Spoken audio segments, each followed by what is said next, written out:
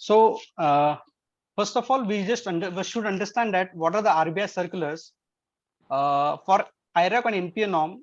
Earlier, there was 1st July 2015 circular. That circular was modified on 2021 1st October. These two are the old master circular. ये दोनों circular जो थे वो old one थे.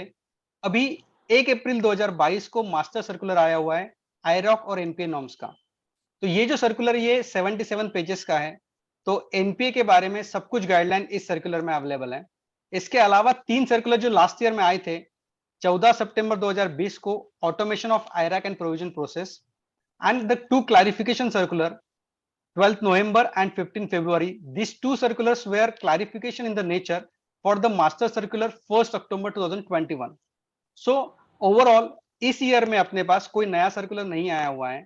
तो अपने को आईरैक और एनपीए नॉर्म्स के लिए अपने को सर्कुलर रेफर जो करना है वो है 1 अप्रैल 22.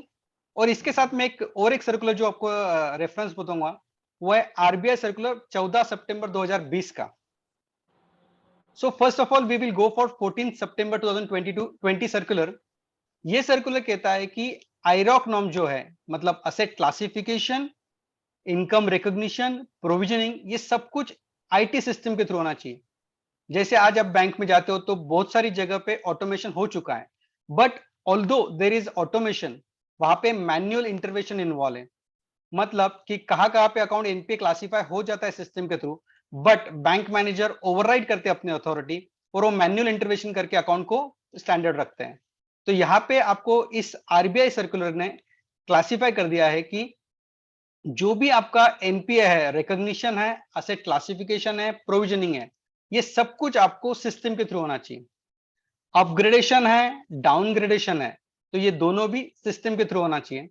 Then most important part is NPA should be day in process. Earlier the bank has a system, काफी पुरानी बात कर रहा हूं मैं. बैंक का सिस्टम था कि पहले ईयरली एनपीए मार्क करते थे, देन इट्स क्वार्टरली, और as of date banks are marking NPA on monthly basis.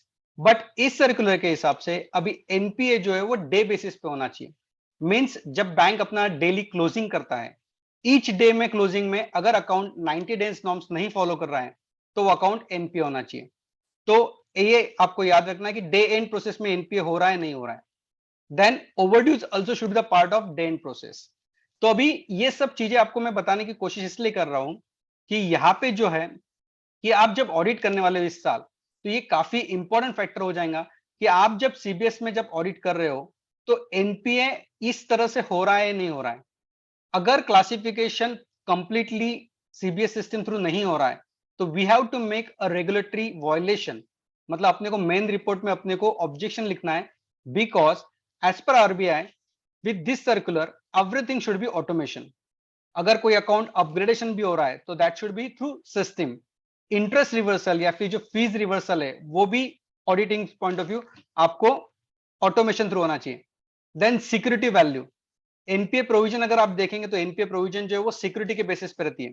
तो सिक्योरिटी किस तरह से अपडेट हो रही है, whether security is properly updated और not, whether there is a erosion in the security, security erosion के लिए क्या नॉर्म्स है, whether the bank is following all this norms through system और नॉट. अगर सिस्टम के थ्रू नहीं हो रहे तो इस सर्कुलर के हिसाब से आपको एलएफआर में भी और मेन रिपोर्ट में भी मार्क करना है. Coming to the main circular, अपना जो आज का जो सेमिनार है वो मेजरली मैं प्रैक्टिकल इश्यूज पे बात करने वाला हूँ. जो नॉर्म्स है वो थोड़े फास्टली कवर करूंगा और बाद में मैंने कुछ केस स्टडीज लिए 7-8 जो कि आपको प्रैक्टिकल इंपॉर्टेंस बताएंगे कि एनपीए किस तरह से वर्किंग करते हैं. सो 1 अप्रैल 2022 का जो मास्टर सर्कुलर है इसमें बताया गया है कि टर्म लोन अगर है, अगर टर्म लोन के केस में अगर इंटरेस्ट और इंस्टॉलमेंट अगर 90 दिन से ज्यादा ओवरड्यू है तो वो अकाउंट जाएगा एनपीए में. अगर सीसी अकाउंट है, अगर वो आउट ऑफ ऑर्डर है तो वो जाएगा एनपीए में. यहाँ पे एक थोड़ा बारीक क्लैरिफिकेशन पॉइंट बताना चाहूंगा मैं कि टर्म लोन के केस में मोर देन 90 डेज वर्ड है, मोर देन 90 डेज वर्ड है. तो आपका अकाउंट अगर 90 दिन ओवरड्यू है तो वो 91st डे पे एनपीए में जाएगा. while in the case of CC there is not more than word. So CC के केस में 90th डे पे वो एनपी में चला जाएगा. और जैसे मैंने पहले बताया आपको कि अकाउंट अभी डे एंड पे ही मतलब 90th डे को अकाउंट एनपी हो जाना चाहिए, उसके बाद आपको रुकने की जरूरत नहीं है. Then bills remain overdue for more than 90 days. अगर कोई बिल्स 90 दिन से ज्यादा अगर है तो वो एनपी में जाएगा. Then coming to the agriculture, agriculture में सबको पता है कि क्रॉप सीजन होता है, शॉर्ट क्रॉप ड्यूरेशन क्रॉप और लॉन्ग ड्यूरेशन क्रॉप। जो क्रॉप 12 महीने से अंदर है उसे कहेंगे हम शॉर्ट ड्यूरेशन क्रॉप, और जिसका एक्टिविटी जो हार्वेस्टिंग एक्टिविटी लेवल है वो 12 महीने से ऊपर है उसे कहेंगे हम लॉन्ग ड्यूरेशन क्रॉप। अगर शॉर्ट ड्यूरेशन क्रॉप है, अगर उसमें प्रिंसिपल और इंटरेस्ट अगर 2 क्रॉप सीजन से ओवरड्यू है तो वो अकाउंट एनपीए में जाएगा, और लॉन्ग टर्म अगर क्रॉप है तो वो एक क्रॉप सीजन के हिसाब से। देन लिक्विडिटी फैसिलिटी 90 दिन से अगर ओवरड्यू है तो वो एनपीए में जाएगा। ओवरड्यू रिसीवेबल डेरिवेटिव ट्रांजैक्शन है तो 90 दिन के ऊपर एनपीए में जाएगा। Now coming to the practical, ये जो थ्योरेटिकल इश्यूज बताया मैंने आपको कि एनपीए किस तरह से निकलता है टर्म लोन और एससीसी में। Now coming to the NPA non spot practicality, तो आपको एनपीए किस तरह से निकालना है टर्म लोन में, क्योंकि टर्म लोन में ऐसा बताया गया है कि 90 डेज अगर इंस्टॉलमेंट और इंटरेस्ट ओवरड्यू है तो ये जो प्रोसेस करने वाले हो आप, तो इसके लिए आपको करना पड़ेगा थ्योरेटिकल आउटस्टैंडिंग बैलेंस, क्योंकि कोई भी इंस्टॉलमेंट ड्यू होता है, अगर वो इंस्टॉलमेंट टाइम पे रीपे हो जाता है, अगर उसका इंस्टॉलमेंट प्रॉपरली रिकवरी होती है तो उसका आउटस्टैंडिंग बैलेंस कितना होना चाहिए और एक्चुअल आउटस्टैंडिंग बैलेंस कितना है। सो इसमें अगर डेविएशन अगर है तो then that is called as overdue. और ओवरड्यू होने के बाद अगर वो 90 दिन का अगर 3 ईएमआई अगर कवर करता है, 90 दिन तक ईएमआई कवर करता है तो वो अकाउंट जाएगा एनपीए में। So coming to the practical aspect how it is actually working, तो अपने को अगर समझना है कि किस तरह से करना है, तो फर्स्ट ऑफ ऑल हमको अंडरस्टैंड करना पड़ेगा कि इंस्टॉलमेंट जो है वो किस तरह से, बैंक अलग अलग प्रोडक्ट्स में अलग अलग इंस्टॉलमेंट्स निकालते हैं। कुछ इंस्टॉलमेंट होते हैं equated monthly instalment, means that उसमें इंटरेस्ट पार्ट भी है और इंस्टॉलमेंट पार्ट भी है। कुछ इंस्टॉलमेंट्स होते हैं that is only principal part, interest आपको टाइम पे भरना है और जो प्रिंसिपल है उसका इंस्टॉलमेंट गिरेगा। तो जिस तरह से इंस्टॉलमेंट है अपने पास, वो अंडरस्टैंड करने के बाद आपको निकालना है कि टर्म लोन का वर्किंग किस तरह से होगा। तो फर्स्ट ऑफ ऑल आप जब भी बैंक में जाते हो तो आपको लेना है एसएमए रिपोर्ट। एसएमए रिपोर्ट मतलब कि जहां पे ओवरड्यू बैंक्स बता रही है। ओवरड्यू मतलब कि जो भी इंस्टॉलमेंट बैंक के हिसाब से आना चाहिए था वो आया है नहीं आया है, अगर नहीं आया है तो वो ओवरड्यू में जाएगा। देन ये आपको एक इंडिकेशन बताएगा कि कौन कौन से अकाउंट में एक्टिविटी रेगुलर है या नहीं। वो ओवरड्यू रिपोर्ट लेने के बाद आपको स्टडी करना है कि जितना इंस्टॉलमेंट आना चाहिए था और जितना आया है इसमें डिफरेंस कितना है। वो जो डिफरेंस है वो ओवरड्यू अमाउंट अगर 90 दिन से ओवरड्यू है, मतलब 3 हफ्ते के ऊपर अगर ओवरड्यू है तो वो अकाउंट जाएगा एनपीए में। यहाँ पे नॉर्मली अपन ये करते हैं कि 3 ईएमआई काउंट करते हैं, बट जब बात करी जाएंगी, टेक्निकली बात करी जाएंगी, तो टेक्निकली 90 दिन का नॉर्म है। सो कुछ कुछ महीने में, जैसे फॉर एग्जांपल मैं जुलाई, अगस्त और सितंबर की बात करूं तो जुलाई में होते 31st डे, अगस्त में होते 31st डे और सितंबर में 30।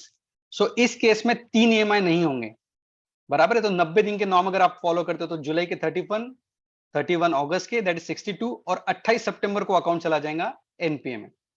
सो बेसिकली टर्म लोन में आपको देखना है कि थ्योरेटिकल बैलेंस लेजर बैलेंस से मैच करता है कि नहीं करता है, और थ्योरेटिकल बैलेंस निकालना है आपको तो आपके ईएमआई चार्ट निकालना है। अभी आजकल आपके पास मोबाइल एप्स में ईएमआई चार्ट निकलता है जहां पे आप principal amount, rate of interest, number of instalment डाल देते हो, तो उसके बाद आपका थ्योरेटिकल आउटस्टैंडिंग बैलेंस निकल सकता है। यहाँ पे काफी बार जो अपन ऑडिट करते हैं तब अपने को प्रॉब्लम आता है कि अपने हिसाब से बैलेंस अलग आ रहा है और बैंक के हिसाब से एनपीए नहीं हो रहा है। वो इसका बेसिक लॉजिक है कि बैंक जब ईएमआई निकालती है, अगर उन्होंने ईएमआई प्रॉपरली असेस नहीं किया है तो यहाँ पे डेविएशन आना है। बैंक की ओवरड्यू रिपोर्ट भी काफी टाइम प्रॉपर नहीं होते, क्योंकि ओवरड्यू रिपोर्ट सिस्टम से जो निकलता है वो निकलता है बैंक ने जो इंस्टॉलमेंट डाला है या फिर बैंक के हिसाब से किस तरह से होना चाहिए उसके हिसाब से इंस्टॉलमेंट निकलता है। तो यहाँ पे एज अ ऑडिटर अपना काम है कि अपने को वेरिएशन चेक करना है कि एज पर अस ईएमआई कितना होना चाहिए और वो ईएमआई के हिसाब से थ्योरेटिकल आउटस्टैंडिंग बैलेंस क्या होना चाहिए था और एक्चुअल पार्टी का लेजर बैलेंस आउटस्टैंडिंग क्या है। यहाँ पे डिफरेंस आने के और 2-3 रीजन में बता रहा हूं आपको कि बहुत सी बार हाउसिंग लोन कर बात करते हैं आप, तो वहां पे वो इंस्पेक्शन चार्जेस डेबिट डालते हैं, इंश्योरेंस चार्जेस डेबिट डालते हैं। तो इंश्योरेंस चार्जेस और इंस्पेक्शन चार्जेस अगर आप टर्म लोन अकाउंट को डेबिट डाल रहे हो तो करस्पॉन्डिंग क्रेडिट एंट्री सामने चाहिए। अगर क्रेडिट एंट्री अगर नहीं है तो ये अकाउंट आपका आपका जो ईएमआई पे हो रहा है वो ईएमआई में चला जाएगा, और जब आप ईएमआई निकालते हो तो ये चार्जेस उसमें इंक्लूड नहीं होते। तो जब भी आप टर्म लोन का अगर आप एनपीए वेरिफिकेशन कर रहे हो तो आपको मॉरेटोरियम पीरियड दिया है नहीं दिया है, इंटरेस्ट फ्लैग लगाया है नहीं लगाया है, ईएमआई प्रॉपरली असेस हुआ है नहीं हुआ है, वो चेक करना है। Now coming to the CCOD. CCOD के लिए पहले कैश क्रेडिट और अभी ओवरड्राफ्ट। आरबीआई ने 21-22 में एक क्लैरिफिकेशन सर्कुलर निकाला था कि अगर ओवरड्राफ्ट अगर दे रहे, काफी बार अभी नए नए बैंकों ने ओवरड्राफ्ट ने एक नया प्रोडक्ट निकाला है कि जो पर्सनल यूज के लिए भी होता है, तो वो पर्सनल यूज के लिए अगर आप ओवरड्राफ्ट दे रहे हो तो उसके लिए भी यही नॉर्म लगेंगे। ये आरबीआई ने क्लैरिफिकेशन दे चुके हैं। तो सीसी ओवरड्राफ्ट अकाउंट्स में अगर अकाउंट आउट ऑफ ऑर्डर होता है, अगर अकाउंट आउट ऑफ ऑर्डर होता है तो वो अकाउंट जाएगा एनपीए में। Now what is out of order?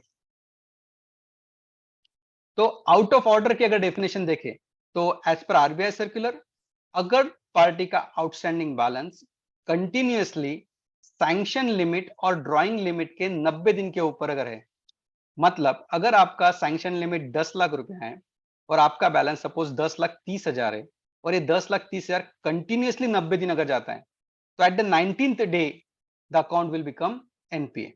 यहाँ पे कैश क्रेडिट और ओवरड्राफ्ट में दो वर्ड हमेशा यूज होते हैं, वो है सैंक्शन लिमिट और ड्रॉइंग पावर। ड्रॉइंग पावर मतलब डीपी लिमिट। डीपी लिमिट ये जो कैलकुलेट होती है, ये कैलकुलेट होती है स्टॉक स्टेटमेंट के बेसिस पे। तो आपका स्टॉक कितना है, स्टॉक के बाद में क्रेडिटर्स कितने, तो नेट डीपी कितनी है और ड्रॉइंग पावर कितनी है। तो काफी बार जब हम ऑडिट करते हैं तब ये ऑब्जर्व होता है कि ड्रॉइंग पावर बैंक कैलकुलेट ही नहीं करती। जनरली सैंक्शन लिमिट होती है और जितना सैंक्शन लिमिट है उतना ड्रॉइंग पावर लिमिट वो फीड कर देते हैं। तो जैसे रूता मैडम ने बताया था कि डीपी लिमिट ये काफी क्रूशियल पॉइंट है कि बैंक डीपी लिमिट किस तरह से निकाल रही है, whether drawing power limit is authorised by an officer और नॉट। ड्रॉइंग पावर निकालने के लिए आपको स्टॉक स्टेटमेंट प्रॉपरली आ रहे नहीं आ रहे, आने के बाद उसमें से डेटर्स का कवर पीरियड कितना है, कवर पीरियड के अंदर के डेटर्स ले रहे नहीं ले रहे, क्रेडिटर्स रिड्यूस कर रहे हैं नहीं कर रहे हैं, तो इस हिसाब से डीपी लिमिट प्रॉपरली असेस हो रही है नहीं हो रही। यहाँ पे एक क्रूशियल पॉइंट आपको याद रखना है, अगर बैंक ड्रॉइंग पावर प्रॉपरली नहीं निकालती है तो being an auditor drawing power अपने को निकालनी है एज पर अस कितना है और उसके हिसाब से ये पूरा वर्किंग करना है। मैं आगे एक दो एग्जांपल लेने वाला हूं तो जिसमें आपको ध्यान में आएगा कि अगर बैंक का सैंक्शन लिमिट है, बैंक का डीपी लिमिट अलग है, अपना डीपी लिमिट अलग है, तो बैंक के हिसाब से वो अकाउंट परफॉर्मिंग रहेगा और अपने हिसाब से डीपी लिमिट कम आता है और उसके ऊपर अगर अकाउंट आउटस्टैंडिंग जाता है तो वो अकाउंट एनपीए में होगा। So the first condition is very clear कि पार्टी का अगर आउटस्टैंडिंग बैलेंस है that is continuously in excess of sanction limit और ड्रॉइंग पावर फॉर 90 डेज। तो ये कंडीशन हम ऑडिट करते वक्त जनरली चेक करते हैं सभी लोग सीसीओडी में। Now two additional conditions are there. कई बार ये देखा जाता है कि ये जो कंडीशन है ये हम ऑब्जर्व नहीं करते हैं या छूट जाती है। So now I am going one by one, वहां पे प्रैक्टिकल एग्जांपल भी दूंगा मैं आपको। In case where outstanding balance is less than sanction limit और डीपी लिमिट। फॉर एग्जाम्पल, यहाँ पे अगर आपका 10 लाख रुपए का सैंक्शन लिमिट है और मैं यहाँ पे अज्यूम कर रहा हूँ कि डीपी लिमिट भी 10 लाख है और आपका आउटस्टैंडिंग बैलेंस चल रहा है 8 लाख रुपए। सपोज 1 अप्रैल 2022 को 8 लाख रुपए का बैलेंस और आपका डीपी लिमिट है 10 लाख रुपए। उसके बाद 90 दिन तक कंटिन्यूअसली कोई क्रेडिट एंट्री नहीं है, तो बैलेंस अगर हो गया है सपोज 8,25,000। तो यहाँ पे अगर आप बैंक का अगर इंटेंशन देखेंगे तो बैंक हमेशा आपको यही आर्ग्यू करती है कि सर उसका 10 लाख का डीपी लिमिट है बट वो 8 लाख ही यूज कर रहा है, तो ऑलरेडी हमारा जो आउटस्टैंडिंग बैलेंस है वो सैंक्शन लिमिट के अंदर है, तो ये अकाउंट एनपीए में जाएगा ही नहीं। बट फ्रेंड्स यहाँ पे अपने को वेरी क्लियर कि एनपीए नॉर्म्स के हिसाब से अगर कोई भी अकाउंट में 90 दिन तक अगर कंटिन्यूस एंट्री नहीं है तो वो अकाउंट चला जाएगा एनपीए में। तो यहाँ पे मोस्ट ऑफ द केसेस में हमने काफी वेरिएशन दिए हुए हैं और यहाँ पे एनपीए मार्क्स किए हुए हैं। तो आपको यही चेक करना है कि कंटिन्यूसली 90 दिन तक अगर कोई अकाउंट में क्रेडिट नहीं है तो भी वो अकाउंट चला जाएगा एनपीए में। So now coming to the second case, credit है बट जितना इंटरेस्ट उस पीरियड में डेबिट हुआ है वो कवर नहीं हो रहा है।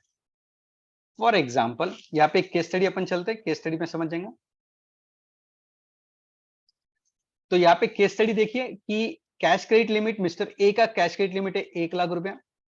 10 दिसंबर को उसका क्रेडिट बैलेंस है 10,000 रुपया, मतलब उसका 10,000 रुपया बैंक के पास जमा है। वो बैलेंस 15 जनवरी 2023 तक वैसे ही चल रहा है, means that he is not withdrawing his money. उस तारीख को वो 50,000 रुपए विड्रॉ करता है, तो अभी उसका बैलेंस हो गया 40,000 रुपीज लेना बैंक पार्टी से 40,000 रुपए लेने वाली। जनवरी महीने में 2,000 रुपए उसका इंटरेस्ट डेबिट हुआ है फेब्रुवरी महीने में 4,000 रुपए इंटरेस्ट डेबिट हुआ है, मार्च महीने में 4,500।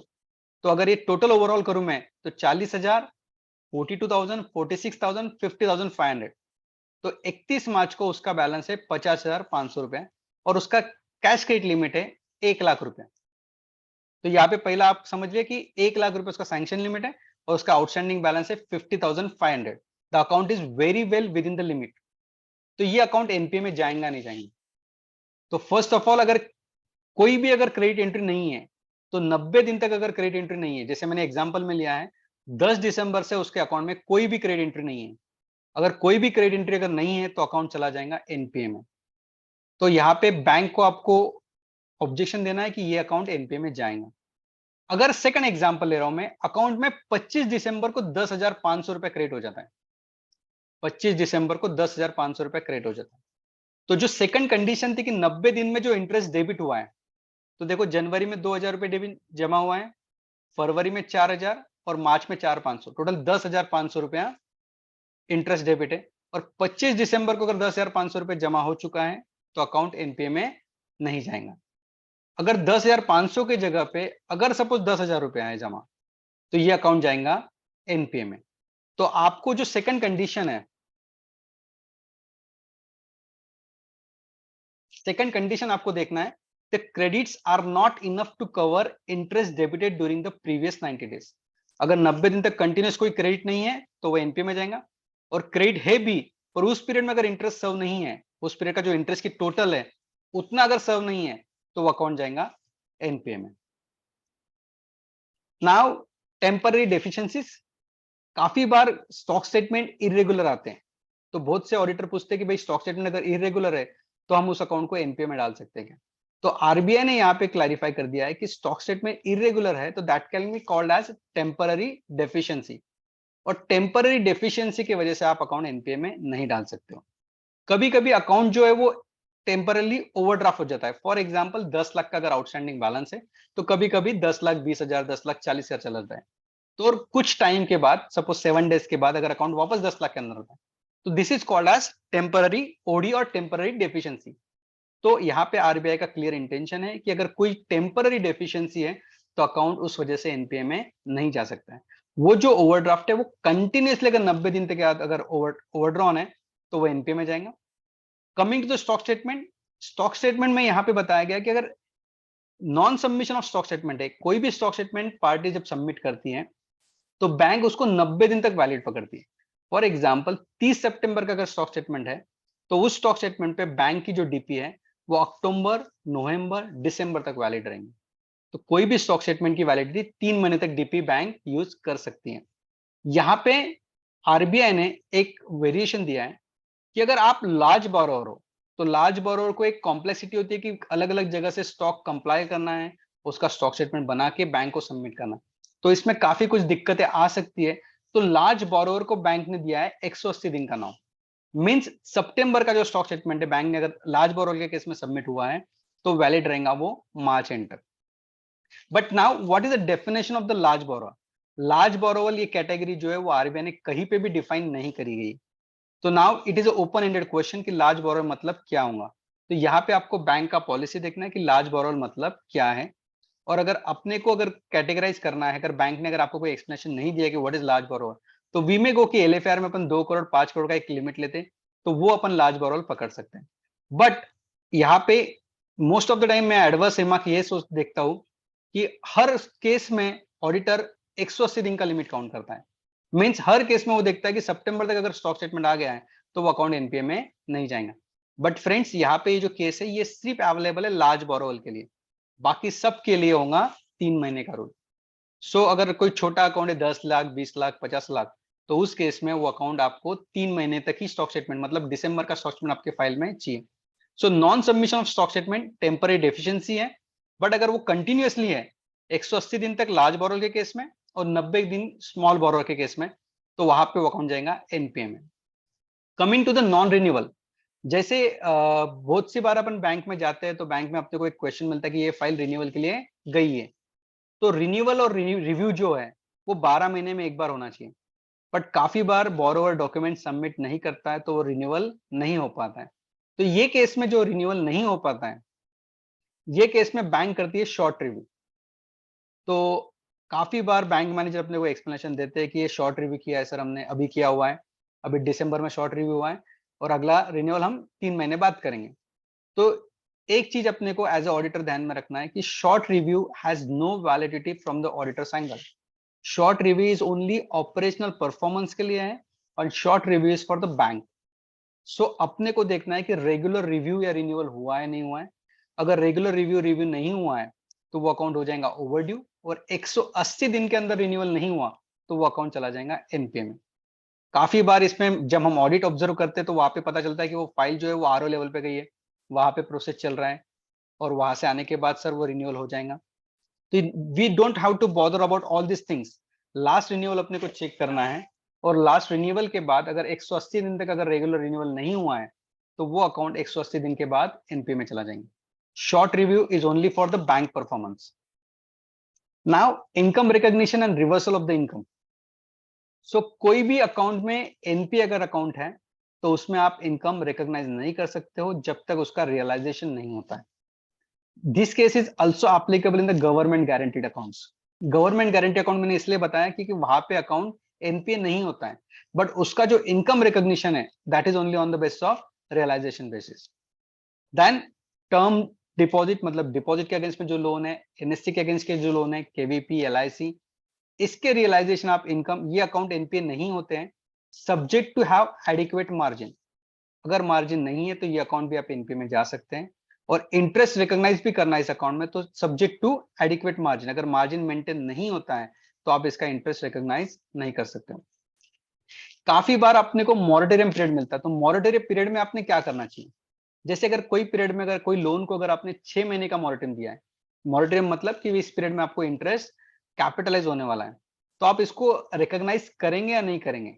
तो अगर सैंक्शन टर्म्स में लिखा हुआ है कि this loan is there, that's after 6 month interest has to be capitalized in a loan amount, and after 6 month that EMI has to cover that old principal plus this 6 month। so ये जो interest है ये capitalise होने वाला है, तो ये जो इंटरेस्ट है ये आपको रिकॉग्नाइज किया करना है आपको इनकम में। तो मॉरेटोरियम पीरियड में अगर कोई इंटरेस्ट है, अगर उसमें कंडीशन है कि वो कैपिटलाइज होने वाला है तो वो आपको रिकॉग्नाइज करना है। नाउ मोस्ट इंपॉर्टेंट थिंग कि जब अकाउंट एनपीए होता है तब क्या करना है। जब अकाउंट एनपीए होता है तब उस अकाउंट में जितना भी अनरियलाइज इंटरेस्ट है वो आपको रिवर्स करना है। अनरियलाइज इंटरेस्ट किस तरह से निकालना है कि जो भी इंटरेस्ट अपने अकाउंट में वो सर्व जो नहीं हुआ है वो आपको रिवर्स करना है। यहाँ पे काफी बार मैंने ऑब्जर्व किया हुआ है कि बहुत सारे ऑडिटर उस साल का अकाउंट चेक करते हैं। फॉर एग्जाम्पल उस पूरे साल में जो अपन ऑडिट कर रहे, सपोज अपन ऑडिट 22-23 का करे तो 22-23 का इंटरेस्ट रिवर्सल करते हैं। बट आरबीआई यहाँ पे कंफर्मेशन देती है कि जो भी इंटरेस्ट है आपको current period as well as the previous period, तो आप जब भी कोई अकाउंट एनपीए में डालते हो तो उसका पूरा अकाउंट निकालो और जहां से इंटरेस्ट रियलाइज नहीं हुआ है वो सब अकाउंट में आपको इंटरेस्ट रिवर्सल करना। Similar is the case for fees, commission और सिमिलर इनकम। अगर वो रियलाइज हो चुकी है तो इट इज ओके, अगर रियलाइज नहीं हुई है तो current period as well as the past period उसका आपको रिवर्स करना है। देन एनपी अकाउंट में जब रिकवरी आती है तो उसका अपोर्शन कहाँ करना चाहिए। तो एक्सपेंसेस में पहले करेंगे आप, फिर इंटरेस्ट में करेंगे या प्रिंसिपल में। यहाँ पे आरबीआई ने ओपन दिया है कि bank has their own policy. Bank should make an accounting policy that how they are going to record this recoveries. तो बैंक की आपको पॉलिसी मंगाने की बैंक किस तरह से कर रही है और उस हिसाब से वो यूनिफॉर्मली सब अकाउंट में कर रही है कि नहीं कर रही। काफी बार ऐसा ऑब्जर्व हुआ है कि बैंक की पॉलिसी होती है बट कुछ अकाउंट में वो प्रिंसिपल में अमाउंट जमा करते हैं, कुछ अकाउंट में इंटरेस्ट में जमा करते हैं। तो इस तरह से नहीं चलेंगे आपको। तो यहाँ पे आपको चेक करना है कि आपकी जो रिकवरी है वो यूनिफॉर्म हो रही है नहीं हुई। देन इंटरेस्ट रियलाइज, अगर एनपी अकाउंट हुआ है आपने इंटरेस्ट सब रिवर्सल कर दिया है और उस पीरियड में अगर कुछ रिकवरी हो रही है तो then recovery should be credited. उस पीरियड में जो रिकवरी होंगी उसका प्रोपोर्शनल इंटरेस्ट आप जमा कर सकते हो। फॉर एग्जाम्पल अगर अकाउंट एनपीए हुआ है और उस अकाउंट में 1 लाख रुपए जमा हुआ है तो 1 लाख रुपए का इंटरेस्ट आप इनकम में कंसिडर कर सकते हो।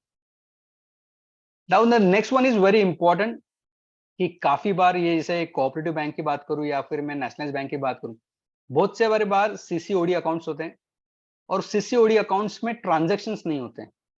ट्रांजैक्शंस मतलब 10 लाख का सीसी दे दिया है, उसका ईयरली इंटरेस्ट आता है 1 लाख रुपए।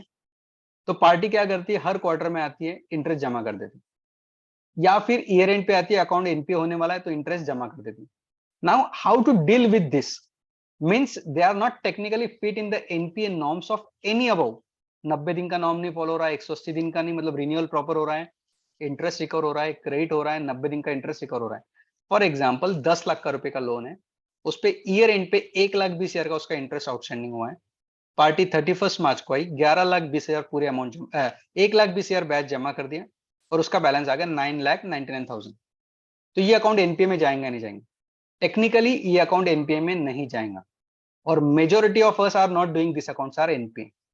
बट यहाँ पे आरबीआई की जो एक पैरा 4.2.6 है, यहाँ पे बताया गया है कि बैलेंस शीट डेट जो है, अगर अकाउंट रेगुलराइज कर रहे किसी ना किसी एंट्री से, फॉर एग्जांपल एवरग्रीनिंग भी बात कर सकते हैं अपन, अगर अकाउंट में अगर इनहेरेंट वीकनेस है और अकाउंट में ट्रांजैक्शंस नहीं है, तो ये ऑडिटर का ओपिनियन है कि इस अकाउंट को एनपीए करना है नहीं करना।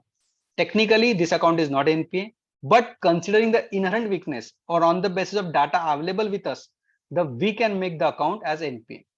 बट मैं यहाँ पे सजेशन दूंगा आपको कि अगर आपको इस तरह के अगर अकाउंट कुछ मिलते हैं और इनको अगर एनपीए करना है, तो make a request to the bank manager that we are finding that these are the accounts where only few credits are available, due to which this account is not going to NPA.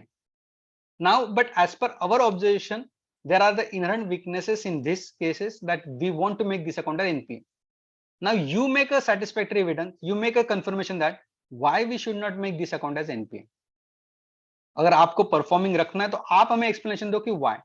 So make these accounts with other supporting stock statement दिए नहीं दिए party ने, उसका business चल रहा है नहीं चल रहा है, why he is not routing the transaction with our bank, अगर उसका दूसरे बैंकों में ट्रांजेक्शन है और पार्टी अगर अच्छी है तो why is not routing. So considering the overall impact we have to make this account NPA और performing. So friends, ये जो मैं बता रहा हूँ कि यहाँ पे काफी कुछ एरियाज मिलेंगे कि जहां पे आपको एनपीए कर सकते हो, even though technically the account is not NPA. So now it is up to individual auditor how he preview this particular case. Coming to the security value, जैसे पहले बताया गया था कि एनपीए जो है on the basis of record of recovery है, अगर आपका पूरा अमाउंट टाइम पे आ रहा है तो एनपीए नहीं होगा वो account.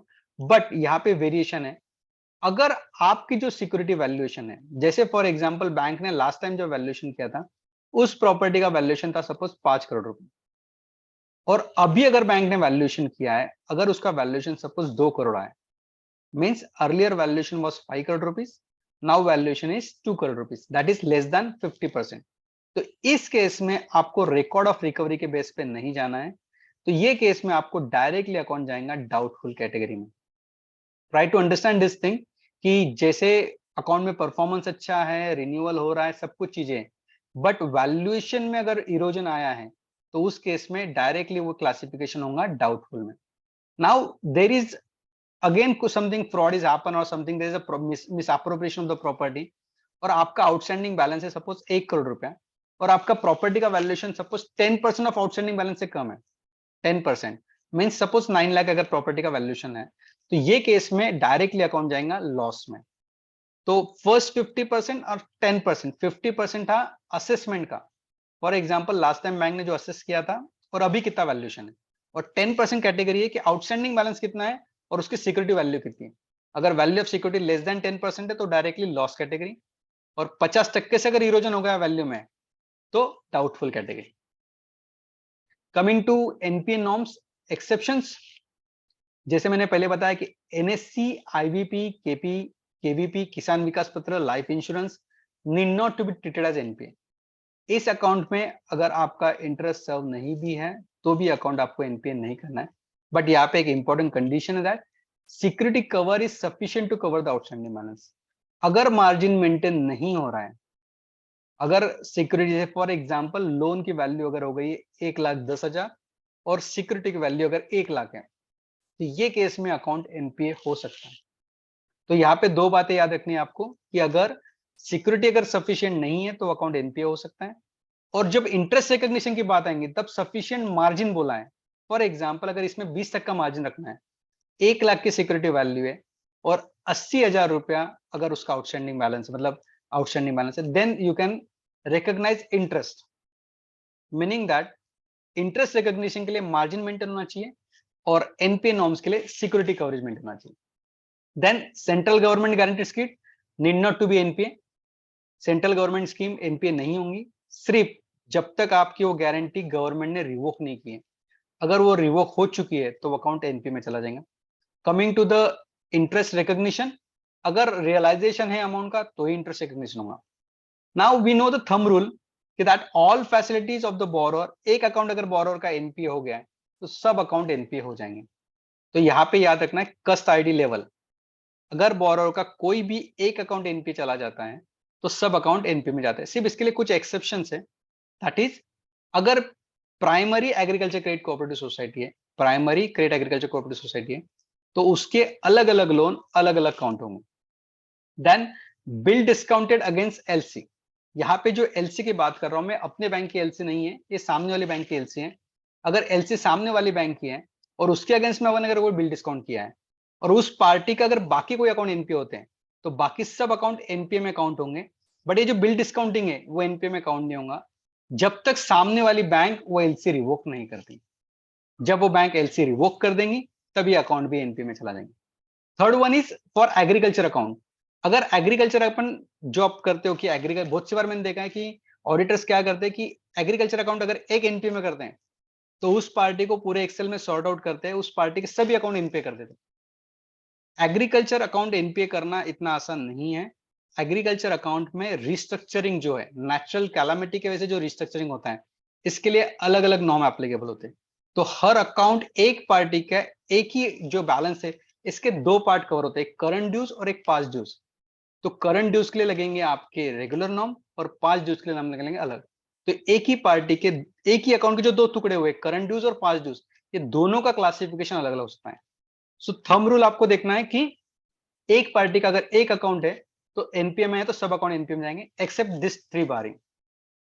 Now the practical issues, certain key issues कि भाई एनपीए के लिए अपने को कहाँ प्रॉब्लम आते हैं। Upgradation of the NPA account, जैसे काफी पहले से सेट रूल था कि जब तक वो पार्टी के कंप्लीट रिकवरी नहीं होती है, कंप्लीट ओवरड्यूज रिकवर नहीं होते हैं, तब तक वो अकाउंट एनपीए में से परफॉर्मिंग में शिफ्ट नहीं होगा। बट आरबीआई ने 21-22 में क्लैरिफिकेशन सर्कुलर लाया, जो मैंने स्टार्ट में बताया था आपको कि 2 क्लैरिफिकेशन सर्कुलर आए, वहां पे उन्होंने क्लैरिफाई कर दिया है कि कस्ट आईडी लेवल पे कोई भी ओवरड्यू नहीं रहना चाहिए। इसका एग्जांपल मैं आपको बता रहा हूं कि एक पार्टी का एक टर्म लोन है और एक सीसी है। टर्म लोन में 2 हफ्ते ओवरड्यू है, तो 2 हफ्ते ओवरड्यू में जब बता रहा हूं तब वो अकाउंट एनपीए में नहीं है। बट सीसी अकाउंट जो है वो रिन्यूअल नहीं हुआ था, तो रिन्यूअल नहीं हुआ था तो वो अकाउंट चला गया एनपीए में। फिर कुछ दिनों के बाद वो अकाउंट हो गया रिन्यूअल, तो वो अकाउंट हो चुका regular. But at the same time उसके टर्म लोन के जो थे वो 2 हफ्ते कंटिन्यू चल रहे ओवरड्यू। तो ये जो यहाँ पे बताया कि अपग्रेडेशन ऑफ एनपीए अकाउंट करना है once the account is converted to NPA, मतलब जब सीसी एनपीए हुआ था टर्म लोन भी एनपीए हो गया। सीसी रिन्यूअल नहीं हुआ था इसके लिए एनपीए हुआ था, अभी रिन्यूअल होगा तो सीसी का रेगुलेशन हो गया। बट टर्म लोन के जो 2 हफ्ते थे वो अभी भी बाकी है। तो इस केस में जब तक टर्म लोन का 0 ईएमआई ओवरड्यू नहीं होगा तब तक अकाउंट रेगुलराइज नहीं हो सकता है। तो यहाँ पे आपको देखना है कि एक बार अगर कोई अकाउंट एनपीए में चला गया तो उसका ओवरड्यू जब तक 0 नहीं होता है तब तक वो रेगुलर नहीं होगा। इसका और एक एग्जांपल देने की मैं कोशिश करूंगा आपको कि काफी बार क्या होती है बैंक अकाउंट एनपीए में नहीं डालती। फॉर एग्जांपल अक्टूबर महीने में आप देखेंगे कि उस पार्टी के 4 हफ्ते ओवरड्यू थे, 4 हफ्ते ओवरड्यू थे, तो पर बैंक ने उसे एनपीए नहीं किया और 31 मार्च को उसके 2 हफ्ते ओवरड्यू है। तो आपके हिसाब से 2 हफ्ते अगर ओवरड्यू है 31 मार्च को अकाउंट एनपीए में नहीं जाएंगे। But coming with this all RBI directions and guidelines, अक्टूबर में चलते अपन बैकडेटेड चलते हैं, तो अक्टूबर में क्या होगा कि 4 हफ्ते ओवरड्यू है, आपने अकाउंट को कर दिया एनपीए। उसके बाद वो पर्टिकुलर अकाउंट एनपीए में चलते गया, मार्च महीने में उसने सब क्लियर कर दिया, 2 इंस्टॉलमेंट सिर्फ बाकी रखे। अभी as per upgradation of NPA accounts कि जब तक उस अकाउंट में पूरे पैसे जमा नहीं होते तब तक वो अकाउंट परफॉर्मिंग में हो नहीं सकता। तो ये 2 जो हफ्ते ओवरड्यू है, even though there are only 2 overdue EMI as on March ending, the account will be NPA. यहाँ पे आपको डेविएशन काफी मिलेगा क्योंकि बैंक क्या करती है काफी बार कि प्रोलॉन्ग करती है एनपीएस।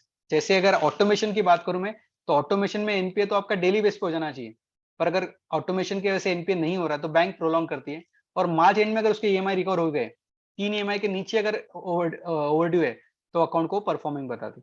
अपने को उसका डेली मतलब अपने को पूरा ईयर चेक करना है कि कब से अकाउंट एनपीए है अगर आपने उसे अक्टूबर में एनपीए कर दिया है तो उसके बाद वो रेगुलराइज तभी होगा जब उसका 100% ओवरड्यू रिकवर होगा।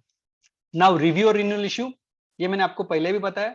रिव्यू और रिन्यूअल में आपको देखना है कि regular renewal is only our consideration, review or renewal. Short term review is not our consideration. Short term review is only for the purpose of bank operation. अगर 180 दिन तक अगर आपका रेगुलर रिव्यू और रिन्यूअल नहीं हुआ है तो अकाउंट एनपीए में जाएगा। बैंक मैनेजर के कंटेंजन को आपको ध्यान में नहीं रखना है, एज पर टेक्निकल नॉर्म्स अपने को एनपीए करना है। Than fraud cases, fraud cases में आपको रिकॉर्ड ऑफ रिकवरी नहीं देखना है। फ्रॉड केसेस में आपको देखना है कि बैंक ने बताया है कि इमीडिएट आप 100% प्रोविजन कर दो, बट बैंक ने मतलब आरबीआई ने उनको एक मुविधा दी है कि आप मैक्सिमम 2 से 4 क्वार्टर में भी आप उसका प्रोविजन कर सकते हो। मींस मैक्सिमम फ्रॉड केसेस में bank has to make 100% provision in 4 quarters, 2 to 4 quarters. Now one more example, LC devolve and BG invoke in separate account. बहुत सी बार क्या करते हैं, पार्टी का सीसी अकाउंट है 1 करोड़ रुपए का, उसका बैलेंस चल रहा है 90 लाख रुपए, उसका एलसी था, उसका बैलेंस चल रहा है 20 लाख रुपए और एलसी डिवॉल्व हो गई। मैं बात कर रहा हूं दिसंबर 2022 की। दिसंबर में पार्टी का बैलेंस है, सैंक्शन लिमिट है 1 करोड़ रुपया, आउटस्टैंडिंग बैलेंस है 80 लाख रुपए और उसका एलसी जो था वो 25 लाख रुपए था और दिसंबर में डिवॉल्व हो गया। पर बैंक क्या करती है, जो एलसी डिवॉल्व और बीजी इन्वोक है ना, वो सेपरेट अकाउंट में रखते हैं, मतलब वो सीसी में डेबिट नहीं करती है। तो सीसी का बैलेंस हुआ 80 लाख रुपया और एलसी डिवॉल्व का बैलेंस हुआ 25 लाख रुपया, दोनों मिला के बैलेंस कितने हुए, 1 करोड़ 5 लाख रुपए और उसका सैंक्शन लिमिट कितना था, 1 करोड़ रुपया। तो अपने को जब भी आप बैलेंस कंपेयर करेंगे तो आपको दोनों बैलेंस कंबाइन करके कंपेयर करने हैं। तो एज पर मी और as per auditor the balance should be 1 crore 5 lakh in the December month, sanction limit is 1 crore, so it is overdrawn by 5 lakh rupees और 5 लाख रुपीज कंटिन्यूसली मार्च तक चल रहा है, तो अकाउंट चला जाएगा एनपीए। तो बैंक टैक्टफुली ये करती है कि भाई सीसी का बैलेंस अलग रखते हैं और एलसी डिवॉल्व का बैलेंस अलग रखते हैं। वो कंबाइन नहीं करने की वजह से बैंक ऑडिटर नहीं पकड़ पाते कि अकाउंट एनपीए में गया कि नहीं गया। Then bills discount under LC, ये मैंने आपको बताया, अगर एलसी सामने वाली बैंक की है तो जब तक सामने वाली बैंक उसको इन्वोक नहीं करेंगी तब तक वो बिल्स डिस्काउंटेड आपका रेगुलर रहेगा, इवन दो उस पार्टी की बाकी सब जो लिमिट्स अपने यहाँ पे वो अगर एनपीए में गई तो भी। Then exact date of NPA, यहाँ पे जब आप एमओसी इशू कर रहे हो, कोई अकाउंट को परफॉर्मिंग टू एनपीए में क्लासिफाई कर रहे हो, the most common error I found in the auditor is that they give that the quarter and और ईयर एंड डेट। जैसे आप 31 मार्च का ऑडिट कर रहे हो तो जो भी ऑडिटर जाता है वो 31 मार्च उसकी डेट ऑफ एनपीए लिख देता है। तो फ्रेंड्स यहाँ पे आपको देखना है कि एनपीए अगर अपन कैलकुलेट कर रहे हैं तो यहाँ पे डेली बेस पे एनपीए है और अपन 31 मार्च को जा रहे हैं, इसका मतलब ये नहीं है कि आपको 31 मार्च एनपीए की डेट लिखना है। जब भी उसके 90 डेज के नॉर्म्स क्लासिफाई होते हैं उस दिन की एनपीए डेट डालो। तो बैंक तो गलत कर रही है बट अपन जब उसको क्लासिफाई कर रहे हैं तो उसको ऐसा ईयर एंड का डेट मत डालो। यहाँ पे बहुत सी बार ऐसा देखा जाता है कि लास्ट ईयर के ऑडिटर ने प्रॉपरली एनपीए क्लासिफाई नहीं किया था, अपने हिसाब से एनपीए लास्ट ईयर में ही हो रहा है, तो in that case also we have to mention the exact date of NPA और उसका क्लासिफिकेशन आपको डाउटफुल में डालना पड़ेगा। नहीं तो बहुत सी बार ये ऑब्जर्व होता है कि इस साल में आप जा रहे हो तो सब अकाउंट आप जो परफॉर्मिंग स्टैंडर्ड अकाउंट है मैक्सिमम आप कन्वर्जन करते हो सब स्टैंडर्ड में। This should not be there. Then consortium finance, consortium finance में, कंसोर्शियम फाइनेंस मतलब एक से ज्यादा साथ में बैंक मेंबर्स आते हैं और पार्टी को फाइनेंस करते हैं। तो इस केस में आपको रिकॉर्ड ऑफ रिकवरी देखना है इंडिविजुअल बैंक, उस बैंक का रिकॉर्ड ऑफ रिकवरी क्या है। अगर उस बैंक का रिकॉर्ड ऑफ रिकवरी प्रॉपर है तो उस बैंक का अकाउंट एनपीए नहीं होगा। अगर दूसरे बैंक को रिकॉर्ड ऑफ रिकवरी प्रॉपर नहीं है तो वो बैंक का एनपीए हो सकता है। फॉर एग्जांपल अगर दो बैंक की बात करूं मैं, एसबीआई और कैनरा, एसबीआई लीड बैंक है, उसके पास रिकवरी नहीं आ रही है प्रॉपरली, उसका अकाउंट एनपीए हो चुका है। बट कैनरा बैंक में अगर आपका अकाउंट है और आप ऑडिटर हो और कैनरा बैंक में अगर प्रॉपरली पैसा जमा हो रहा है तो उस केस में वो एनपीए नहीं होगा, वहां पे आपको जाना है रिकॉर्ड ऑफ रिकवरी। सिर्फ एक क्वेश्चन वर्ड में यहाँ पे बताने की कोशिश करूंगा आपको कि एसबीआई एनपीए क्यों कर रही है वो देख लो आप, क्योंकि एसबीआई लीड बैंक थी इस केस में। अगर उस केस में कोई फ्रॉड हुआ है, erosion of value of security है, मिस एप्रोप्रिएशन हुआ है, तो वो फैक्ट्स आपको कंसिडर करना है, क्योंकि this facts are more important than record of recovery. Then NPA account security value issues, तो जैसे मैं बताऊंगा कि एनपी अकाउंट में अगर आप देखते हो कि अपन जब ऑडिट में जाते हो तो अपना इंटेंशन यही होता है कि just be sort out standard accounts, we never thought about NPA accounts. अरे भाई बैंक ने तो ऑलरेडी उस अकाउंट को एनपीए कर दिया है, अभी क्या सोचना, पहले अकाउंट मर गया हो, तो don't think for this. So whenever you are doing the audit, जो स्टैंडर्ड अकाउंट है उसका तो आपको चेक करना ही है, एनपीए अकाउंट के लिए अलग से चेक करो। Just I want to share that in one of my case there is a NPA account, that account was doubtful account, 1 to 3 years के बीच में था डाउटफुल अकाउंट हो। तो उस अकाउंट में जनरली पीछे से मतलब 2 साल पहले से अकाउंट एनपीए हो चुका था, तो no auditor has verified everything. उस अकाउंट में उन्होंने क्या किया था कि 10-12 लोन अलग अलग थे, और बैंक की पॉलिसी क्या होती है कि वो कोलेटरल बढ़ाते चलती है। फॉर एग्जाम्पल अगर लैंड एंड बिल्डिंग लिया है, तो पहले लोन का अगर 5 करोड़ का लोन है, उसको उसका वैल्यूएशन 10 करोड़ है, तो उसको 10 करोड़ लिख देती। फिर वापस बैंक गए, पार्टी गया कि मेरे को 2 करोड़ का और लोन चाहिए, तो उस पर वो एक्सटेंशन मॉर्गेज बढ़ा देते हैं। तो उस लोन को भी वो क्या करते हैं, 10 करोड़ का वैल्यूएशन डाल देते हैं। मतलब पहले 5 करोड़ का वैल्यू कितना प्रॉपर्टी का, 10 करोड़, अगले 2 करोड़ को प्रॉपर्टी का वैल्यूएशन कितना, 10 करोड़। इस तरह से उन्होंने प्रॉपर्टी का वैल्यूएशन 40 करोड़ के लोन के लिए 70 करोड़ का वैल्यूएशन लिख कर रखा था। But the account is chronic, so I have verified everything about security value. So whenever we assess the security value, we come that is over valuation, the valuation is only 36 crore. So doubtful case में अगर आप unsecured portion की बात करेंगे तो उसको 100% provision होती है। सिक्योर्ड पोर्शन के लिए आपको 20, 30, 50 के जो रूल है, तो उस केस में we have given an MOC of unsecured portion of 12 crore rupees. So यहाँ पे आपको एनपी अकाउंट में ये देखना जरूरी है कि सिक्योरिटी प्रॉपरली असेस हुई है नहीं है। एनपी अकाउंट में अगर अगर 5 करोड़ के ऊपर एनपी अकाउंट है, तो उसका स्टॉक ऑडिट एनुअली होना चाहिए। अगर स्टॉक ऑडिट नहीं है, तो स्टॉक का वैल्यूएशन आप कंसिडर नहीं कर सकते। अगर कंसिडर करना है तो let a bank manager prove कि how he has valued the stock. Then coming to the immovable property, immovable property का वैल्यूएशन 3 साल में एक बार होना चाहिए। सो ये केस में आपको देखना है कि एनपी अकाउंट में सिक्योरिटी का वैल्यूएशन प्रॉपर्ली हो रहा है कि नहीं। Now coming to our circular that automation, bank जो ऑटोमेशन कर रही है, बैंक ने ये सब चीजें जो अपडेशन है ये सिस्टम के थ्रू करना चाहिए। अगर सिस्टम के थ्रू नहीं हो रहे, तो जो बैंक आरबीआई का जो सर्कुलर आया है कि ऑटोमेशन होना चाहिए, वो प्रॉपरली नहीं हो रहा है। फॉर एग्जाम्पल मैं और एक केस देना चाहूंगा कि व्हीकल लोन है, 5 साल पहले व्हीकल लोन लिया था सपोज 20 लाख रुपीज का, उसका सिक्योरिटी का वैल्यूएशन था 25 लाख रुपए। आज उसका बैलेंस आउटस्टैंडिंग हो गया सपोज 10 लाख रुपए, 20 लाख का लोन था वो 10 लाख रुपए हो चुके हैं, but security valuation is 25 lakh rupees, क्योंकि एक बार सीबीएस में सिक्योरिटी वैल्यू डाल दी कि वो कोई चेंज नहीं कर रहा। तो what is the mechanism available with the bank?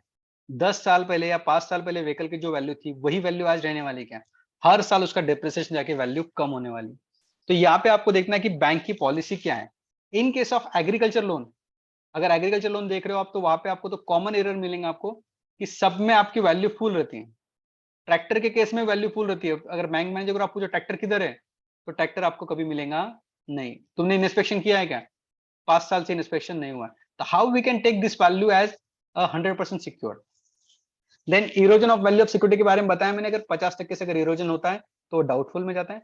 Outstanding balance की अगर 10% से नीचे का सिक्योरिटी वैल्यू है तो वो एनपीए में जाएंगे।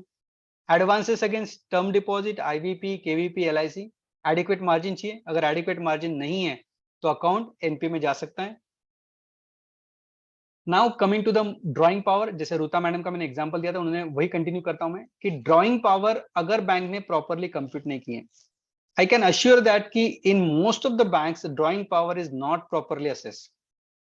तो इस केस में किस तरह से होना चाहिए? तो ड्राइंग पावर जो बैंक ने ली है वो कंसिडर करना चाहिए या फिर अपने हिसाब से जो आई कंसिडर करना चाहिए? सो माय व्यू इज कि ड्राइंग पावर अगर आपके हिसाब से अगर गलत कैलकुलेट करिए, तो अपने हिसाब से जो वर्किंग आता है that as per that DP limit we have to verify the account. क्योंकि most of the common error what I found is that कि स्टॉक स्टेटमेंट में डेटर्स कवर पीरियड के ऊपर के कंसिडर लेस नहीं करते, क्रेडिटर्स जो होते हैं वो लेस नहीं करते। अगर ये प्रॉपरली डीपी लिमिट निकाले आप, तो वो डीपी लिमिट आती है सैंक्शन लिमिट से कम, तो उस केस में वो आएगा वायलेशन और ओवर ड्राइंग। और इसमें मैं आपको एक सजेशन देना चाहूंगा कि stock audit, every bank has a policy of making the stock audit.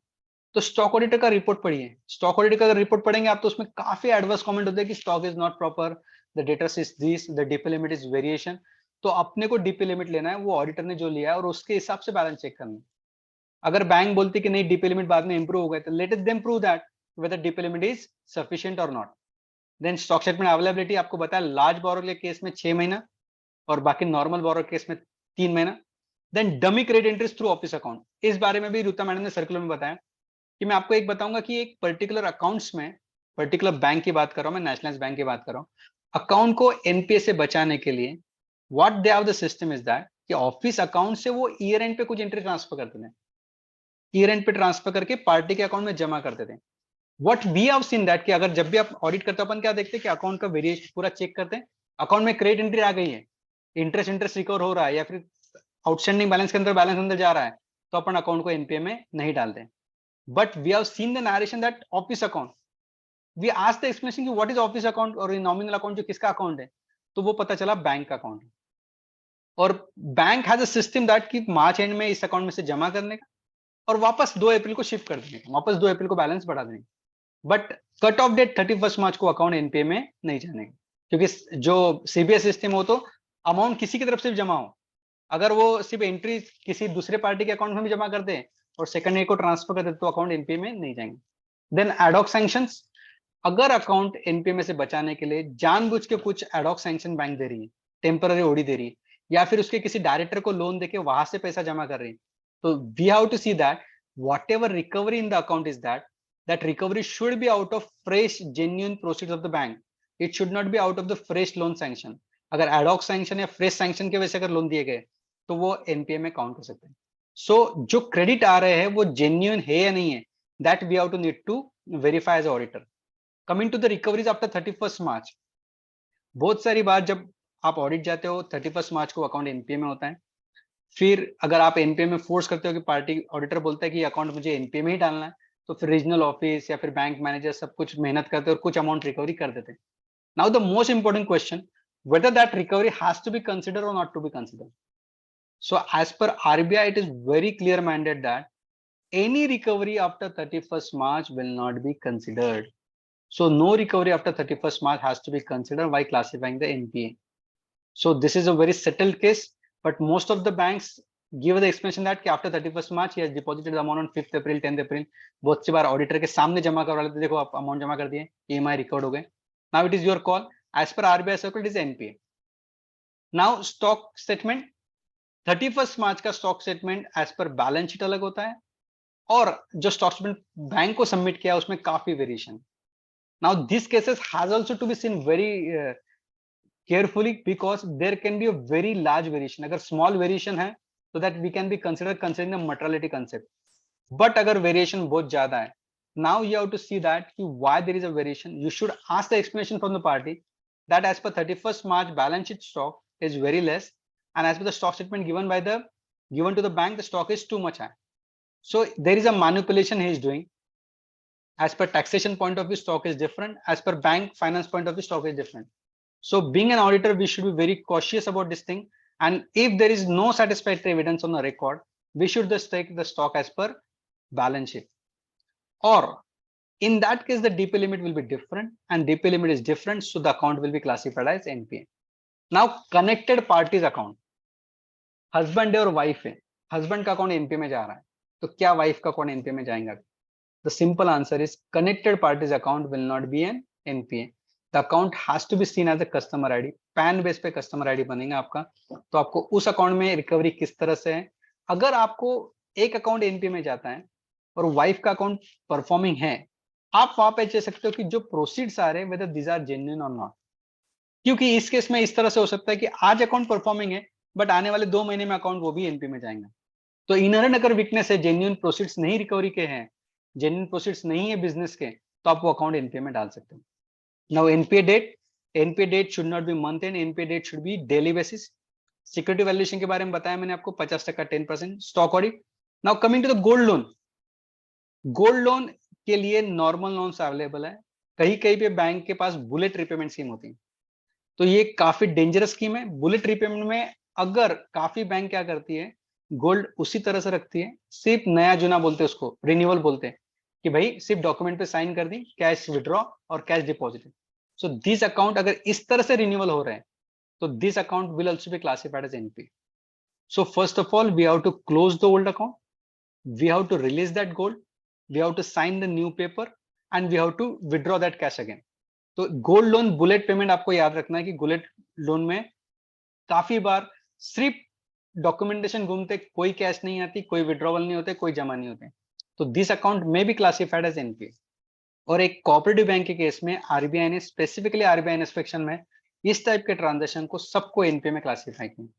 So see that there should be a difference of 1 day और 2 डे, कि कैश आज जमा करिए, अकाउंट क्लोज किया है, गोल्ड विड्रॉ किया है, सेकंड थर्ड डे वापस गोल्ड रखा हुआ है, सेकंड डे तो भी एटलीस्ट, और वो अमाउंट विड्रॉ करिए। Now agriculture NPA, agriculture NPA is a very typical case कि एग्रीकल्चर एनपीए पहले समझने के लिए आपको एग्रीकल्चर की पहले गाइडलाइन समझनी पड़ेगी। तो हर स्टेट में एक SLBC, state level bankers committee होती है, हर इसमें एसएलबीसी की गाइडलाइंस होती है कि कौन से क्रॉपिंग उस स्टेट में हो रहे हैं, कौन से शॉर्ट ड्यूरेशन क्रॉप है, कौन से लॉन्ग ड्यूरेशन क्रॉप है। आपको कल्टीवेशन पैटर्न समझना है उस पर्टिकुलर एरिया में, हर क्रॉप का कल्टीवेशन पैटर्न अलग होता है, सोइंग से लेके हार्वेस्टिंग तक, this is called as cropping season. तो आप कोई भी कर रहे हो, क्योंकि जो एनपीए नॉर्म्स है that are link to the crop season, not 90 days and everything. तो क्रॉप सीजन अगर आपको नहीं समझ में आया तो आपको एनपीए उसका क्लासिफिकेशन नहीं करते आएगा। तो उस केस में आपको, मैं अगर एग्रीकल्चर एनपीए समझना है आपको, तो सबसे पहले तो एसएलबीसी की गाइडलाइन पढ़नी है। आप जहां पे भी ऑडिट को जा रहे हो, जिस एरिया में ऑडिट को जा रहे हो, वहां पे कौन कौन से क्रॉप होते हैं, क्रॉप का सोइंग सीजन क्या है, कब डालते हो, कब हार्वेस्टिंग होता है, वो हिसाब से उसका इंस्टॉलमेंट डिसाइड हुआ है नहीं हुआ है, और वो इंस्टॉलमेंट डिसाइड होने के बाद आपको एक क्रॉप सीजन या 2 क्रॉप सीजन डिसाइड करनी। शॉर्ट टर्म है तो 2 क्रॉप सीजन, लॉन्ग टर्म है तो एक crop season. Then most of the time what we observe is that this scheme of crop season is applicable only in the case of farm credit.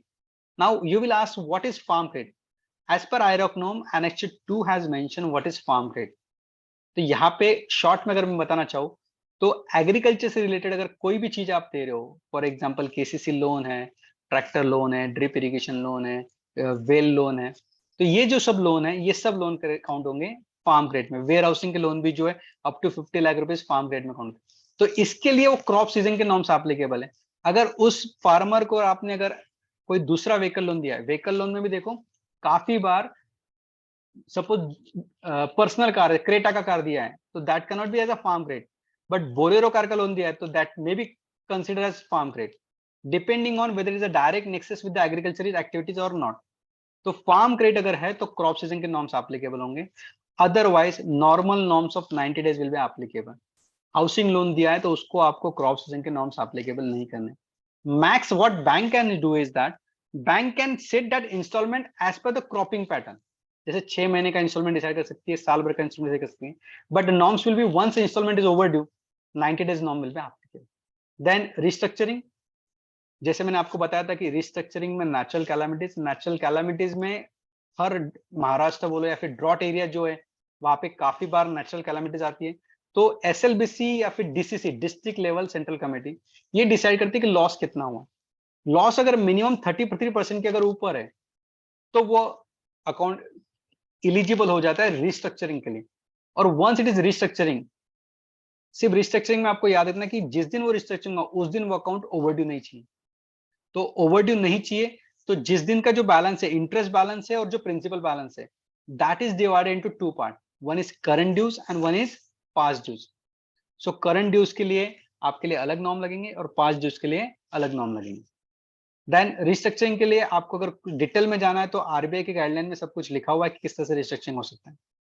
Then interest application agriculture account में monthly base पे नहीं होता है, कुछ bank में half yearly होता है, कुछ बैंक में ईयरली होता है।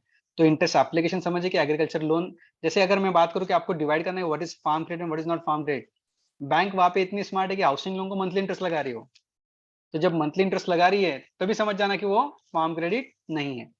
Then exact date of NPA, term loan given to farmer, term loan में जिस तरह से मैंने बताया कि अगर वो एग्रीकल्चर एक्टिविटीज है तो फार्म क्रेडिट में जाएगा, एग्रीकल्चर एक्टिविटीज नहीं है तो नॉर्मल टर्म लोन काउंट होगा। Coming to the restructuring of advances, कि रिस्ट्रक्चरिंग मेरे को काफी बार पूछते हैं कि रिस्ट्रक्चरिंग क्या होता है, रिस्ट्रक्चरिंग कैसे होता है, उसका इंपैक्ट क्या होता है। तो रिस्ट्रक्चरिंग ये एक मेजर टूल दिया गया है बैंकर्स के लिए कि बैंकर जहां से आपका एनपीए अवॉइड करता है।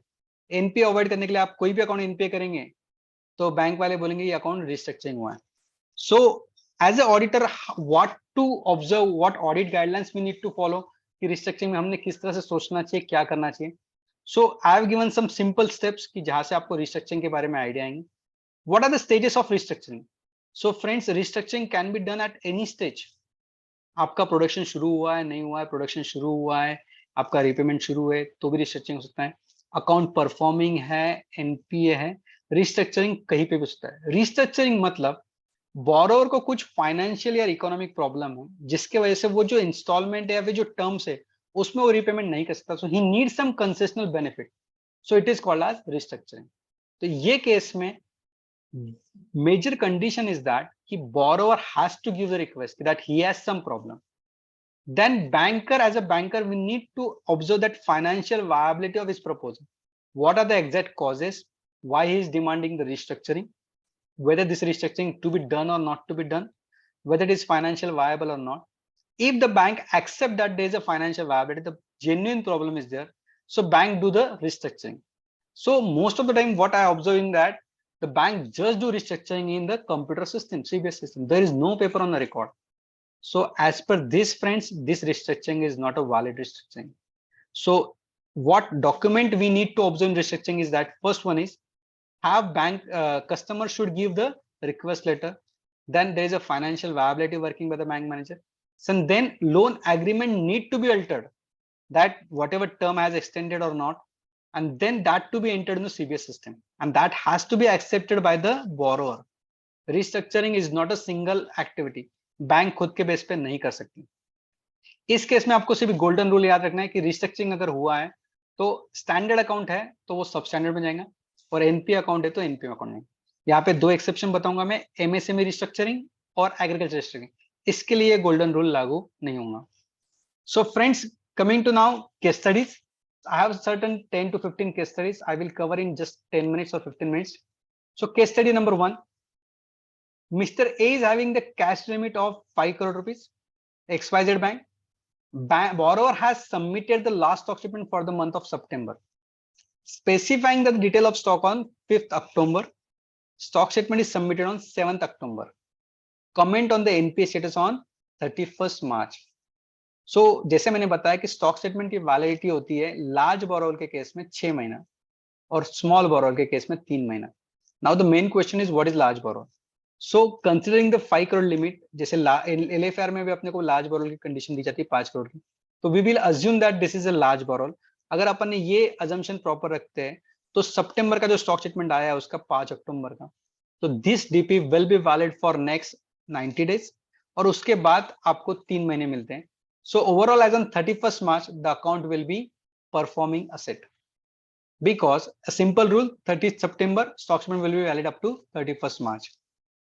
Now, next question is, what will be your answer if the limit availed by Mr. A is 5 lakh only? जैसे 5 करोड़ है और 5 लाख की अगर लिमिट है, तो फ्रेंड्स 5 लाख की अगर लिमिट है तो simply it's not a large borrower, और लार्ज बोरोवर नहीं बोलूंगा मैं, तो उसका 5 अक्टूबर का जो डीपी है, जो स्टॉक स्टेटमेंट है, वहां से 90 दिन के बाद वो अकाउंट चला जाएगा NPA.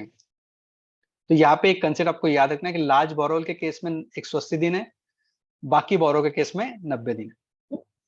Now coming to the second case study, ये टिपिकल केस स्टडी की मोस्ट बात क्या होता है कि टर्म लोन के जो इंस्टॉलमेंट है ना, वो बैंक सीसी अकाउंट में डेबिट डाल, जनरली सीसी अकाउंट में डेबिट नहीं डालने को ना, it should be recovered from the current account, but bank has a system that the term loan EMI should be recovered from the CC account.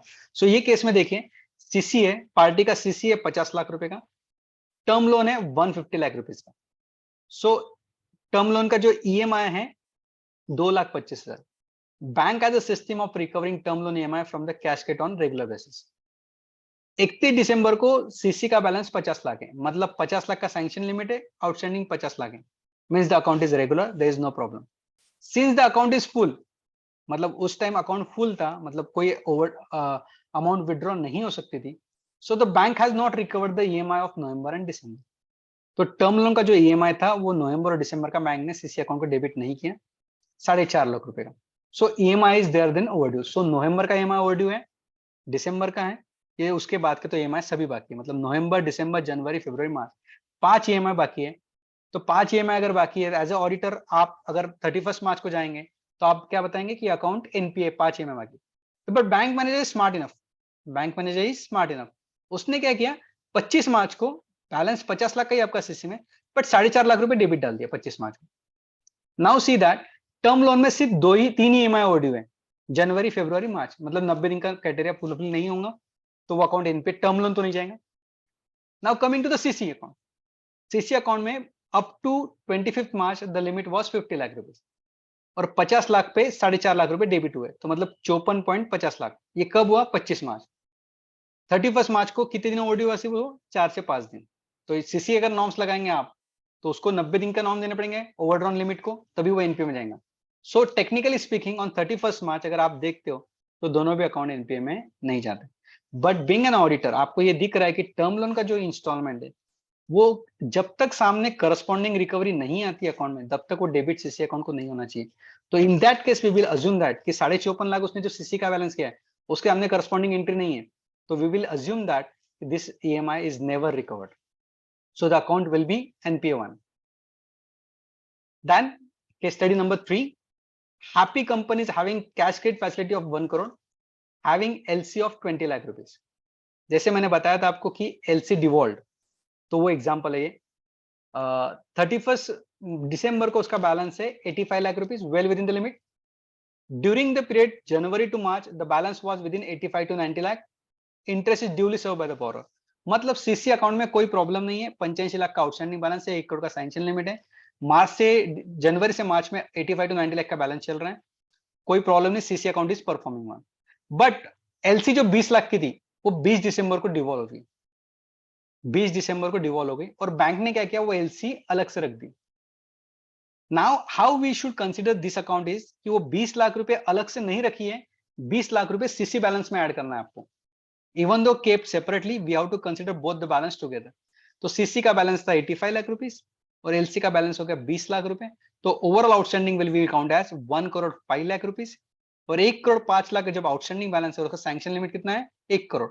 So we will consider this account as overdrawn, और वो overdrawn position till March तक, जैसे आपने बताया कि 85 to 90 lakh का balance है, तो कंटिन्यूसली बैलेंस ओवरड्रॉन है, तो अकाउंट जाएगा एनपीए में। तो सिंपल रूल कि यहाँ पे अगर एलसी अगर अलग अकाउंट में रखी है तो दोनों बैलेंस कंबाइन करके आपको चेक करना है। नाउ केस स्टडी नंबर 4,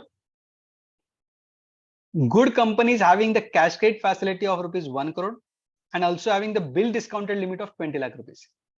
ये bill discounted against LC, LC अगर अपनी बैंक की है then this will be counted as our exposure, but अगर ये एलसी सामने वाली बैंक की है then it is not our exposure.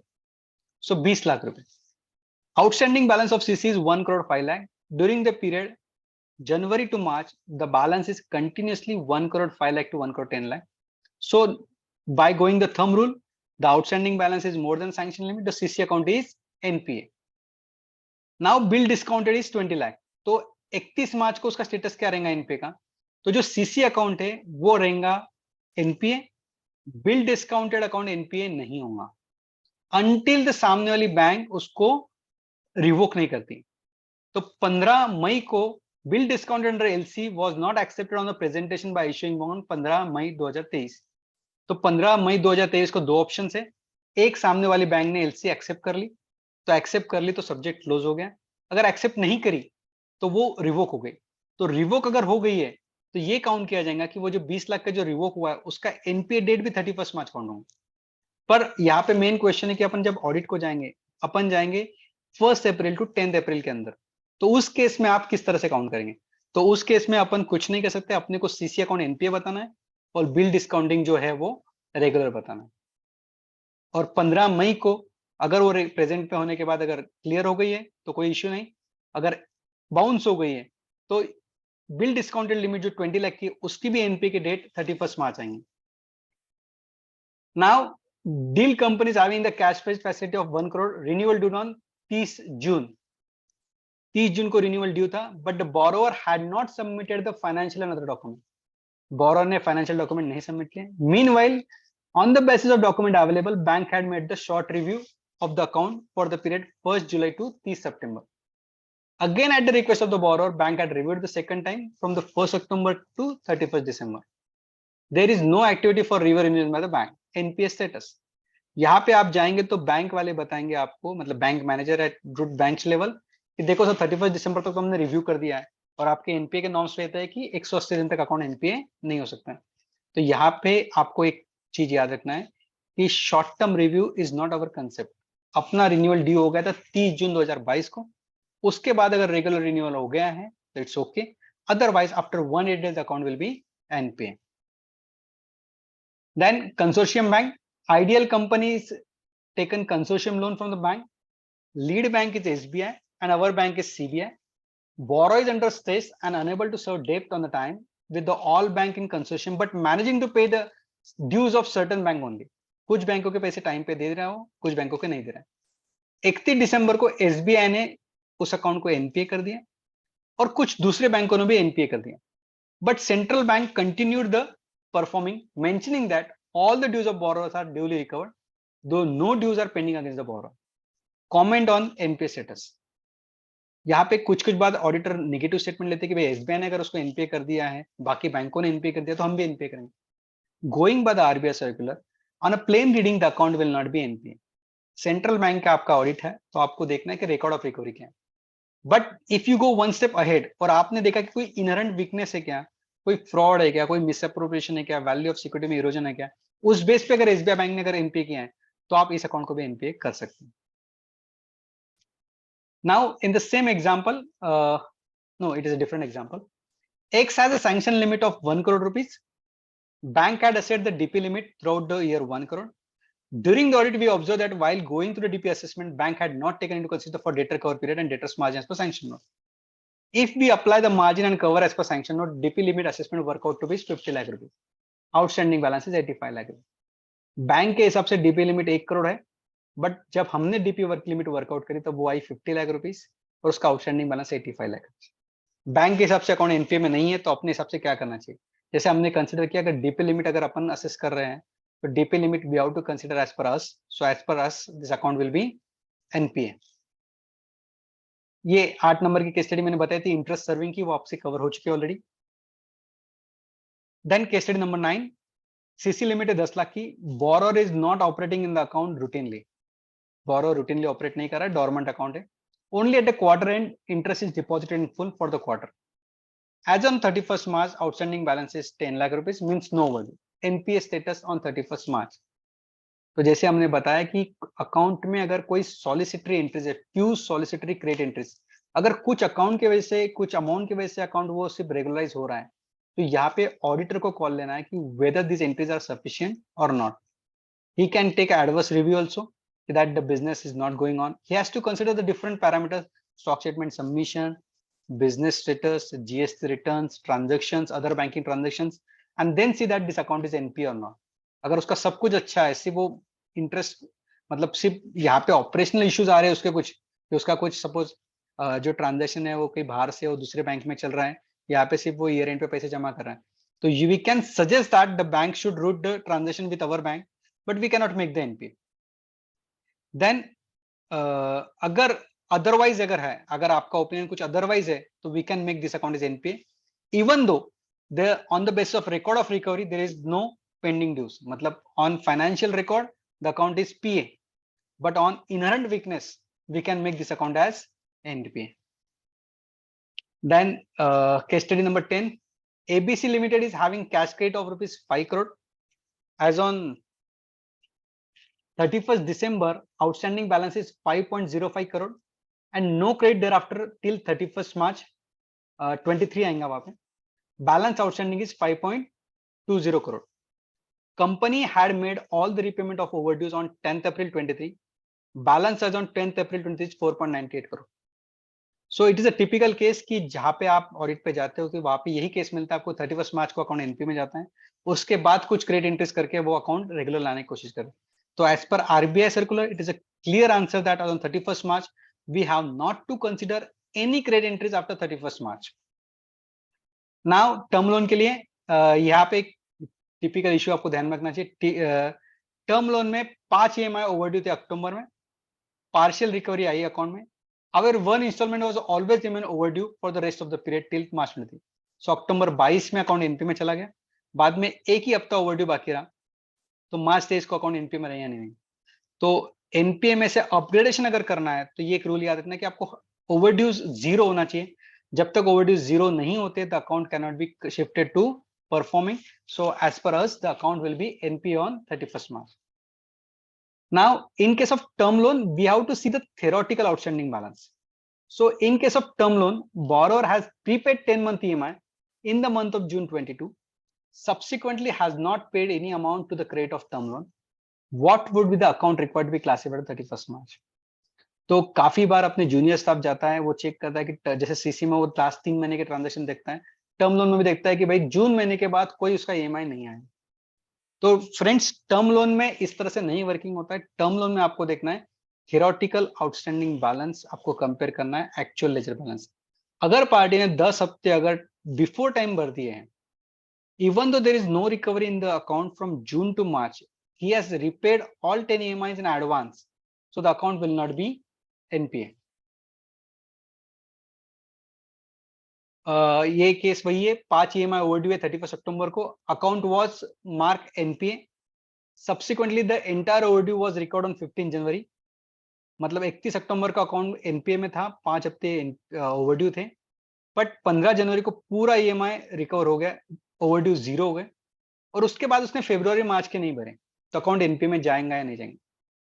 तो फ्रेंड्स, ये अकाउंट एनपीए में नहीं जाएगा, क्योंकि इवन दो अक्टूबर में 5 EMI ओवरड्यू थे, जनवरी का अगर स्टेटस देखेंगे 15 जनवरी का, तो उस दिन उसका ओवरड्यू 0 है, तो उस दिन वो चला गया स्टैंडर्ड में।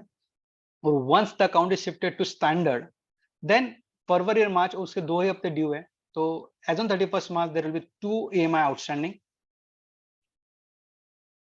This one is the last one. Akshay has availed a term loan for purchase of car of rupees 10 lakh. He has not paid 2 month installment. 2 installment overdue, तो account NPA में नहीं जाएगा. But however, while going through the file, we come to notice that the car is stolen. So what will be your asset classification 31st March? So friends, even though there is a NPA is on record of recovery basis, but we have given that the erosion in the value of security, इस केस में car चोरी को चली गई है, तो car चोरी को जाने की वजह से उसकी सिक्योरिटी वैल्यू कंप्लीटली इरोज हो गई है, तो as per us the security value will continue as 0, so the account will shift to directly loss asset rather than going by step substandard doubtful, ऐसा नहीं जाएगा वो, erosion in the value of security will be counted, value is counted as 0 and outstanding balance is 10 lakh, so the account will be NPA.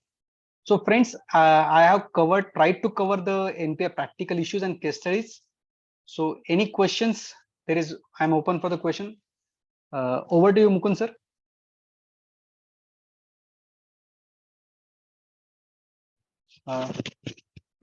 Mukund sir.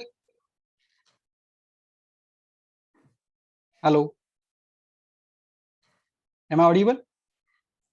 Yes, you are audible. Let me check, sir. Yeah.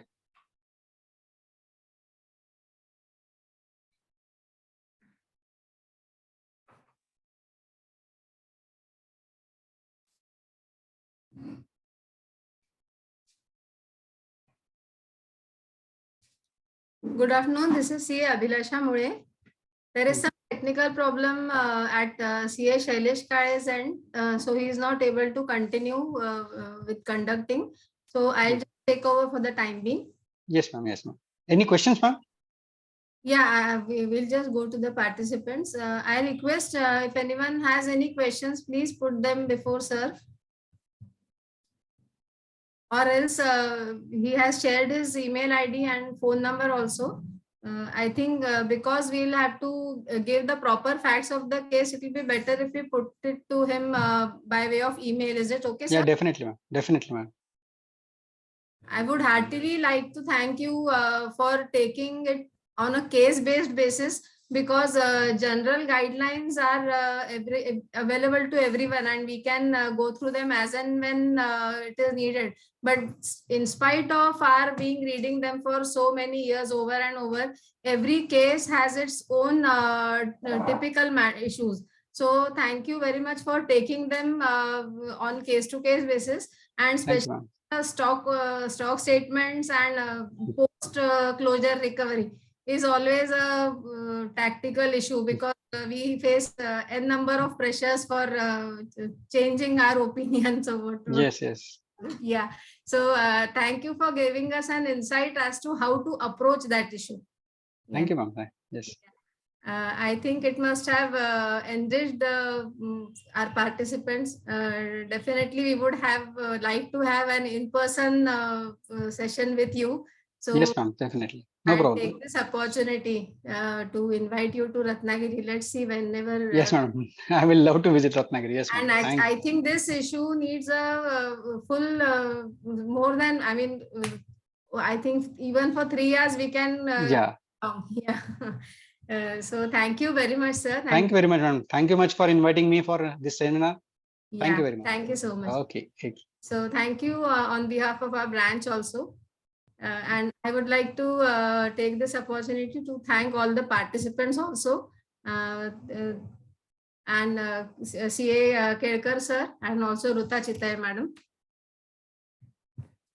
So we'll conclude the seminar, and whatever questions are still there in minds of the participants may please be escalated to either the branch or the individual speakers. Thank you very much, and we'll close the webinar. Thank you.